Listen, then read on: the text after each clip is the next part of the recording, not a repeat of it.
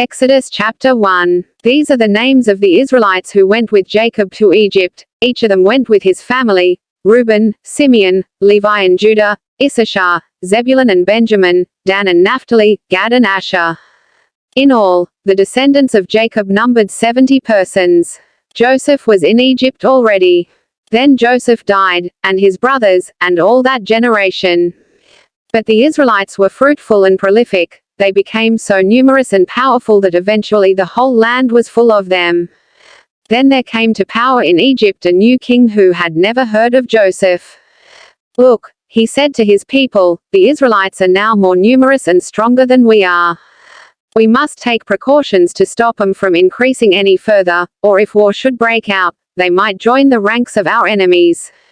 They might take arms against us and then escape from the country." Accordingly they put taskmasters over the Israelites to wear them down by forced labor. In this way they built the store cities of Pithom and Ramesses for Pharaoh. But the harder their lives were made, the more they increased and spread, until people came to fear the Israelites. So the Egyptians gave them no mercy in the demands they made, making their lives miserable with hard labor, with digging clay, making bricks, doing various kinds of field work, all sorts of labor that they imposed on them without mercy. The king of Egypt then spoke to the Hebrew midwives, one of whom was called Shiphrah, and the other Puah. "When you attend Hebrew women in childbirth," he said, "look at the 2 stones. If it is a boy, kill him; if a girl, let her live."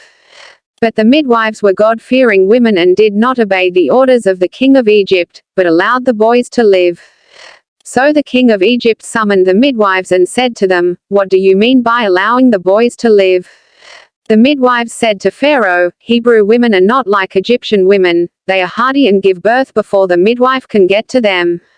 For this, God was good to the midwives, and the people went on increasing and growing more powerful. And since the midwives feared God, he gave them families of their own. Pharaoh then gave all his people this command: "Throw every newborn boy into the river, but let all the girls live."